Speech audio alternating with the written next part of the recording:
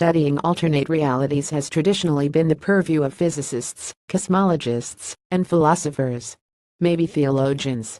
But at the University of Chicago, biochemists, molecular biologists, and geneticists in Joseph Thornton's lab are examining why things in biology have turned out as they have, and not some other way. They note that history leaves no trace of the roads it did not take and ask, is the current state of things the inevitable? And, if it's not, it's worth figuring out why things aren't different, and whether the outcome could have been better than the solution life on Earth ended up with. Remaking the past by things, here I mean proteins. For Thornton's lab, this means the estrogen receptor and a related receptor that handles the other steroid hormones like androgens, progestogens, and corticosteroids. These receptors bind their preferred steroid, then bind to specific DNA sequences, and control the activity of a particular suite of genes. The DNA sequence that the estrogen receptor binds, called the estrogen response element, differs from the DNA sequence that the more generic steroid receptor sticks to, though only in two locations. Previously, the authors used evolutionary analysis to figure out what the ancestor of these receptors looked like. When they engineered DNA to produce this ancestral receptor, they found it stuck to the estrogen response element. So, the changes on the pathway to the generic steroid receptor involved a series of mutations that changed the DNA it stuck to.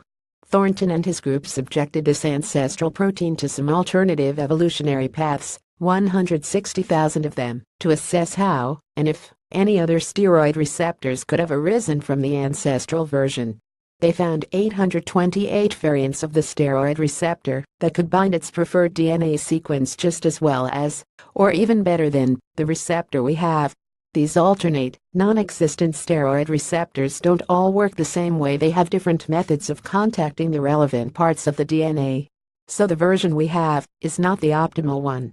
Did we end up with it because it was the easiest version to evolve? The answer here is no. It is not uniquely accessible from the ancestral protein. Other equally good versions could have arisen in just as few mutational steps. So the need to bind steroids limits it, but not to a single sequence.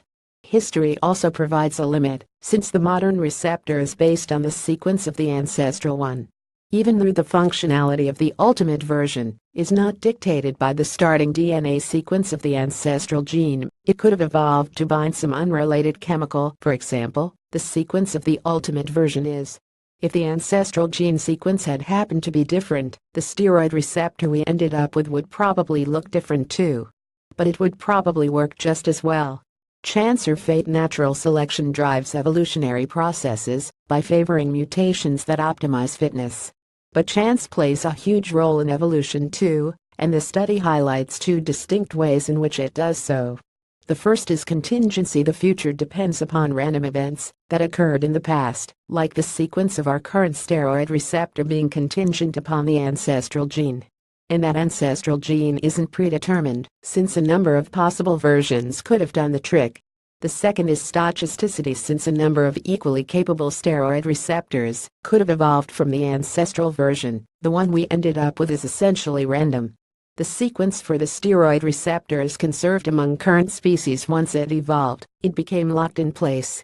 This could trick us into thinking it is the best one that could ever have been, that this sequence was specifically selected and optimized for its function.